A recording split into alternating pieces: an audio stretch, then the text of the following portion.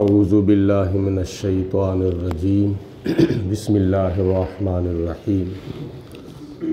صبح و شام تلاوت کی جانے والی چند قرآنی صورتیں، ان میں سے جیسا کہ صورت یاسین ہے، اور اس کے بارے میں نبی کریم علیہ السلام نے حدیث پاک میں ارشاد فرمایا ہے کہ ہر چیز کا دل ہوتا ہے، قرآن پاک کا دل صورت یاسین ہے۔ اور کتنے خوش نصیب ہیں وہ لوگ جو صبح اپنے دن کا آغاز نماز فجر اور صورت یاسین کی تلاوت، اور یہ سارے قرآن کا دل ہے۔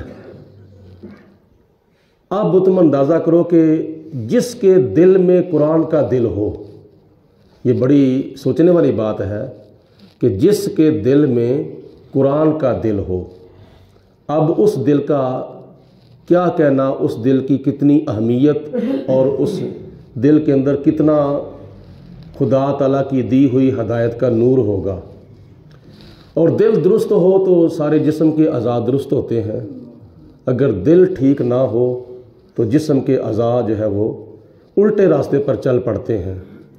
تو اس لیے ہمیں قرآن پاک کی صورت یاسین پڑھنے کے ساتھ ساتھ اس کو درست بھی کرنا چاہیے۔ اور قرآن پاک کی ایک اور صورت ہے جس کا نام ہے صورت رحمان، جو کہ 27ویں پارے میں ہے، اور صورت یاسین جو ہے یہ 22ویں پارے میں شروع ہوتی ہے اور 23ویں پارے میں ختم ہوتی ہے۔ صورت رحمان کے بارے میں نبی پاک علیہ السلام کے داماد حضرت علی المرتضیٰ رضی اللہ تعالی عنہ ارشاد فرماتے ہیں کہ ہر چیز کی زینت ہوتی ہے، اور قرآن پاک کی زینت صورت رحمان ہے۔ زینت کس کو کہتے ہیں؟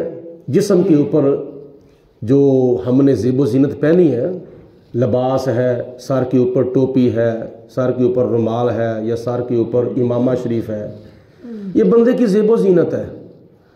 اور بعض مفسرین نے تو یہاں تک لکھا ہے کہ قرآن پاک کی دلہن جو ہے وہ صورت رحمان ہے۔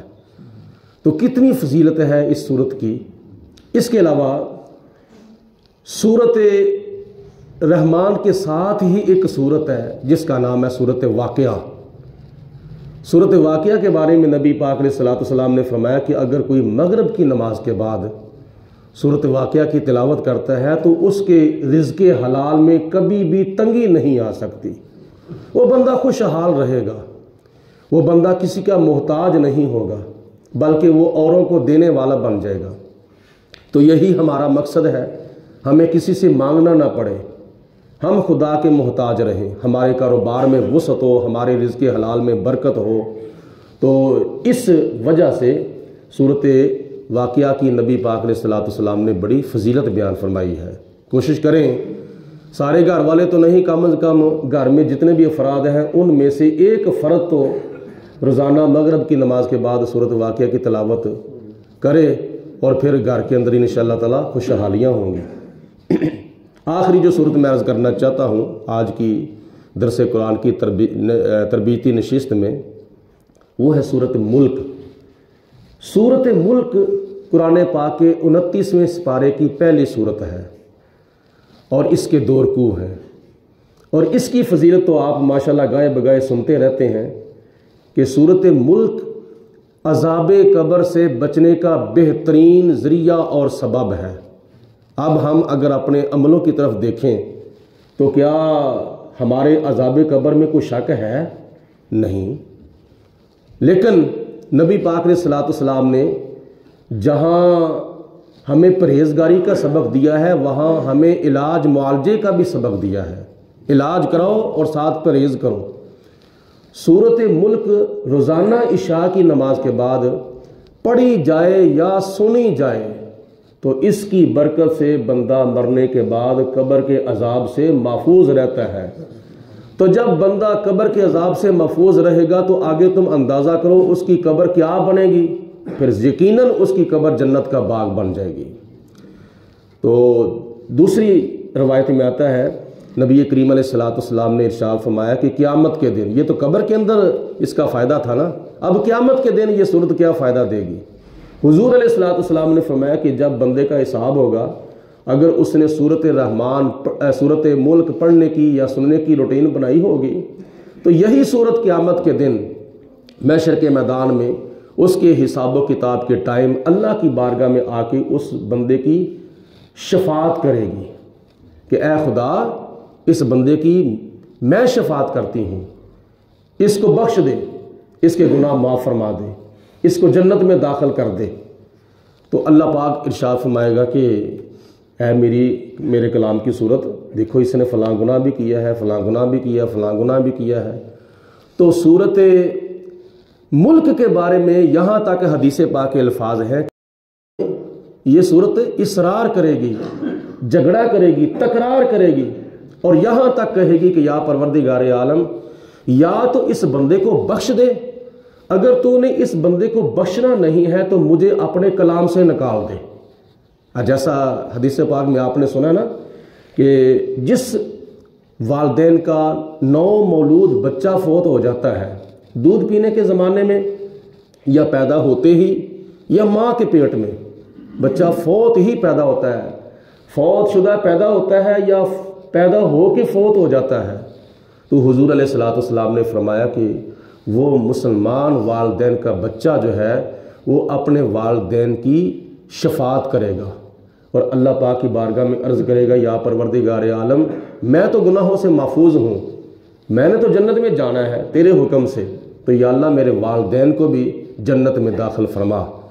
تو اس وقت میرا غالب گمان یہ ہے کہ جس طرح سورۃ رحمان وہ اللہ پاک فرمائے گا نا کہ اس کے فلاں گناہ ہے، اس کے فلاں گناہ ہے، اس کے فلاں گناہ ہے، تو اسی طرح خدا تعالیٰ اس نو مولود بچے سے فرمائے گا کہ یہ تیرا والدین جو ہے یہ گناہ گار تھا بڑا، اس نے فلاں گناہ بھی کیا ہے، اس نے فلاں گناہ بھی کیا ہے۔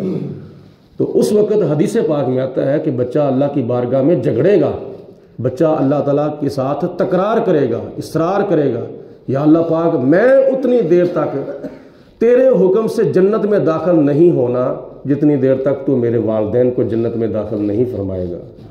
تو یہ حدیث پاک ہے۔ تو اس لیے یہ چیزیں اللہ تعالیٰ کی بارگاہ میں ایسی شفاعت کریں گی کہ بندے کی بخشش ہو جائے گی، بندہ جنتی ہو جائے گا۔ باقی گناہ جو ہے وہ تو بالکل ہمارے گناہ گار ہونے میں کسی قسم کا کوئی شک نہیں ہے، لیکن اللہ پاک کی ذات نے ہمیں کو بخشش کے بہانے بھی عطا فرمائے ہیں۔ تو اپنی قبر کو سنوارنے کی کوشش کریں اور اپنی آخرت کو سنوارنے کی زیادہ سے زیادہ کوشش کریں۔ اور ساتھ ساتھ میں یہ بھی فکری بات عرض کروں گا، صرف یہ بات سن کر عمل ہی نہیں شروع کر دینا، بلکہ عمل کرنے سے پہلے ایک بات سوچنی ہے، کیا ہم جو نیکی کر رہے ہیں یہ صحیح کر رہے ہیں؟ کیا اس کے اندر کوئی کمی کوتاہی تو نہیں؟ کیا اس کے اندر تو غلطی تو نہیں ہے؟ ہم نیکیاں کرتے بھی غلطیاں کرتے ہیں۔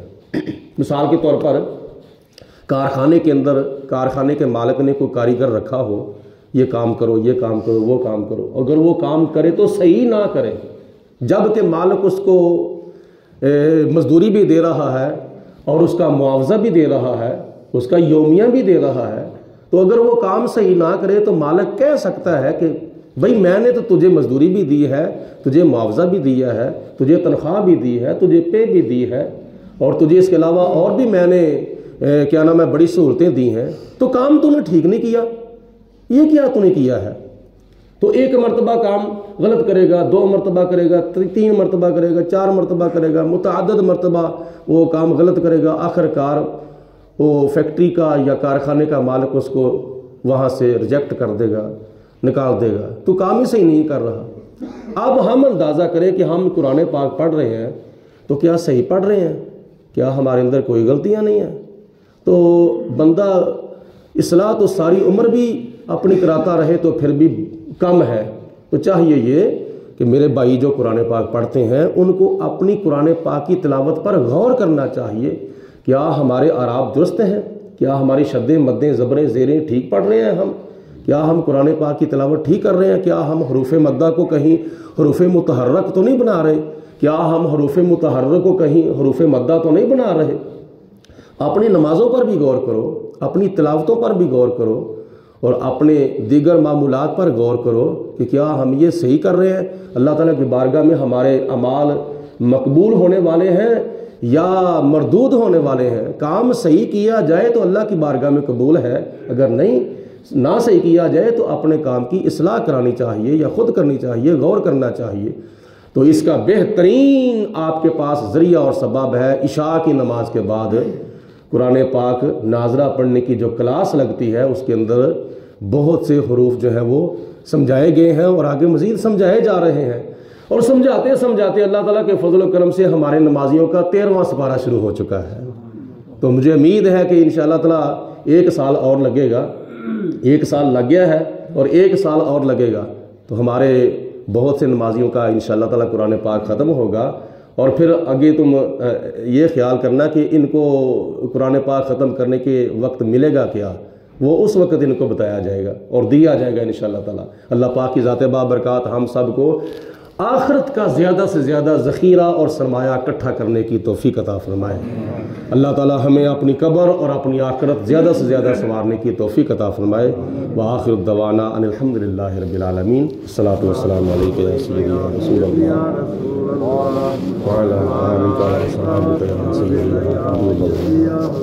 الصلاۃ والسلام علیک یا رحمۃ للعالمین وعلی آلک وصحبہ یا سیدی یا خاتم النبیین۔ اللہم صلی علی سیدنا و مولانا محمد معدن الجود والکرم وآلہ وصحبہ وبارک وسلم۔ اللہم ربنا انزل علینا مائدۃ من السماء تکون لنا عیدا لأولنا وآخرنا وآیۃ منک وارزقنا وانت خیر الرازقین۔ اللہم ربنا افرغ علینا صبرا وتوفنا مع الابرار۔ یا الہ العالمین اپنا فضل و کرم رحمت برکت ہم سب کے شامل حال فرما۔ یا اللہ ہمارے صغیرہ کبیرہ گناہ معاف فرما، ہمیں زیادہ سے زیادہ تلاوت قرآن کی توفیق عطا فرما اور صحیح قرآن پاک پڑھنے کی توفیق عطا فرما۔ الہ العالمین ہم سب کو مرتے وقت ایمان کی سلامتی عطا فرما۔ یا اللہ پاک ہمیں زیادہ سے زیادہ دین کے قریب ہونے کی توفیق عطا فرما، قرآن پاک کے قریب ہونے کی توفیق عطا فرما۔ غافلوں کو غفلت سے بچا، سب کو آخرت کا زیادہ سے زیادہ فکر عطا فرما۔ ہم سب کو نبی پاک علیہ الصلوۃ والسلام کی محبت میں جینے کی اور حضور کی محبت میں مرنے کا موقع نصیب فرما۔ یا رب العالمین سب کے کاروبار میں، مال جان میں برکتیں، رزق حلال میں وسعت عطا فرما۔ یا اللہ جو بیمار ہیں ان کو شفائے کاملہ صحت عاجلہ عطا فرما، جو بے اولاد ہیں یا اللہ پاک ان کو فرما بردار اولاد عطا فرما۔